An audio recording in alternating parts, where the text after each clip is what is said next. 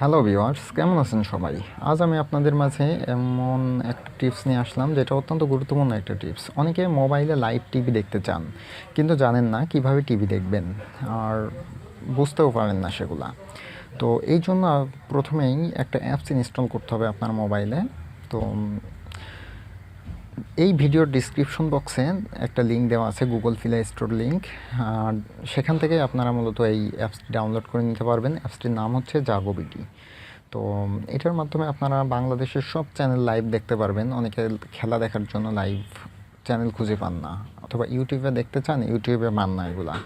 তো এখান থেকে আপনারা সব কিছুই পাবেন। তো এই জন্য এই অ্যাপসটি আপনার মোবাইলে ইনস্টল করতে হবে। ইনস্টল করতে আপনারা ভিডিও ডিসক্রিপশনের বক্স থেকে লিঙ্কে ক্লিক করে এটা ইনস্টল করে নিতে পারবেন। তো আমরা চলে যাচ্ছি অ্যাপসটির মধ্যে। আমি ক্লিক করছি অ্যাপসটির উপর। তবে এটাতে যদি আপনার নেট কানেকশন ভালো থাকে তাহলে খুব দ্রুত কাজ করবে, আর যদি নেট কানেকশন স্লো হয় তাহলে একটু স্লো কাজ করবে।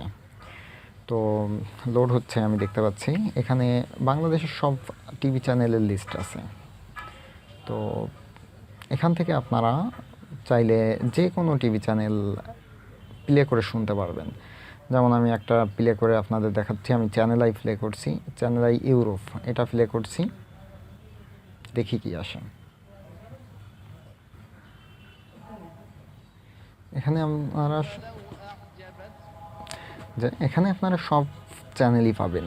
তো যেটা প্লে করবেন সেটাই এখান থেকে লাইভ প্লে হবে। যদি আপনারা ইনফো জানতে চান কোনো কিছু সম্পর্কে, চ্যানেল সম্পর্কে, তাহলে ইনফোতে ক্লিক করবেন। এখানে কোনটা প্লে হচ্ছে সেটা দেওয়া আছে, এটার বিস্তারিত দেওয়া নাই। বিস্তারিত দেওয়া থাকলে আপনারা জেনে যেতে পারতেন। ডিটেলসে আপনারা যে কোনো চ্যানেল পাবেন। তো এই জন্য আমি ব্যাকে চলে যাচ্ছি। তো এভাবে এখান থেকে দেখতে পারবেন। আজকের টিপসটি মূলত ছিল এটাই। আর এখান থেকে আরেকটা অপশন আছে যে বাংলা টিভি, ইসলামিক টিভি।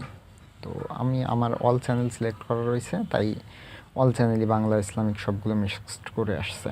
তো ঠিক আছে বন্ধুরা, আজকে আপনাদের এই টিপসটাই নিয়ে এসেছিলাম আপনাদের মধ্যে। তো যদি আমাদের ভিডিওটা ভালো লেগে থাকে তাহলে লাইক করবেন, আর কোথাও কোনো কিছু বুঝতে সমস্যা হলে কমেন্টে জানাবেন, আর